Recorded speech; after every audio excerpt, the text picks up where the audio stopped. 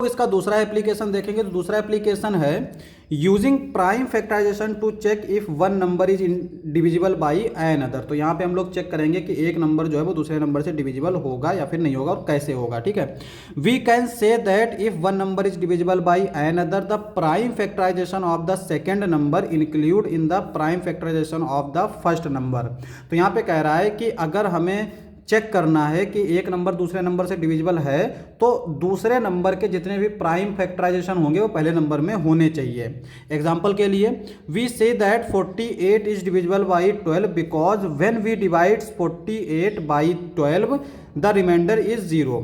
How can we check if one number is divisible by another without carrying out long division. तो यहाँ पे कह रहा है कि जो 48 है वो 12 से डिविजिबल है। डिविजिबल का मतलब होता है कि रिमाइंडर 0 आ जाए। ठीक है, डिविजिबल का मतलब ये नहीं होता है कि पॉइंट में डिविजिबल कर दें, डेसिमल में डिवाइड कर दें, तो वो सब चीज़ें नहीं, पूरी तरीके से डिवाइड हो जाए तो हम लोग बोलते हैं डिविजिबल है।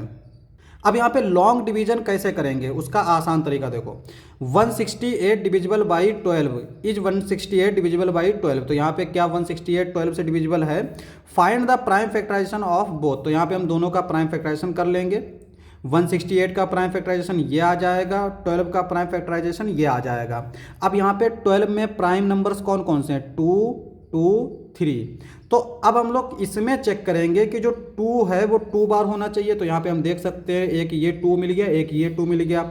एक 3 होना चाहिए तो एक 3 मिल गया। इसका मतलब ये हुआ कि इसमें जो भी प्राइम नंबर है और जितनी बार भी प्राइम नंबर आए हैं वो सारे इसमें हैं। इसका मतलब ये हुआ कि 12 जो है वो 168 को डिवाइड कर सकता है। पहले हम लोग क्या करते थे, इस तरह से लिखते थे 12 168, फिर हमें 12 का टेबल पता होना चाहिए। 12 का टेबल अगर याद नहीं तो फिर हम कर भी नहीं पाते थे। ठीक है, लेकिन अब हम लोग इसको ऐसे कर लेंगे।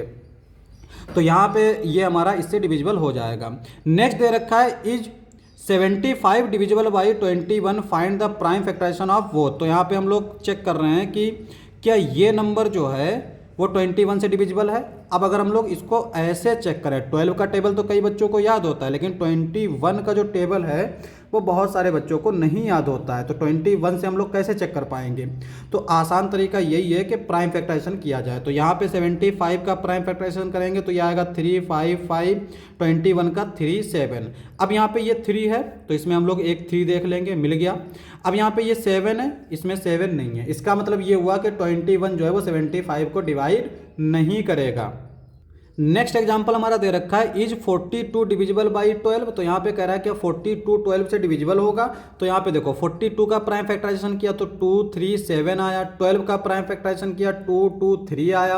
अब यहाँ पे देखो all prime factors of 12 are also prime factor of 42। देखो यहाँ पे 2 है, ठीक है, और यहाँ पे 2 एक बार है, यहाँ पे 2 है लेकिन यहाँ पे 2 नहीं है, क्योंकि यहाँ पे 2 एक ही बार है लेकिन यहाँ पे 2 2 बार है। तो इसका 2 यहाँ पे नहीं है।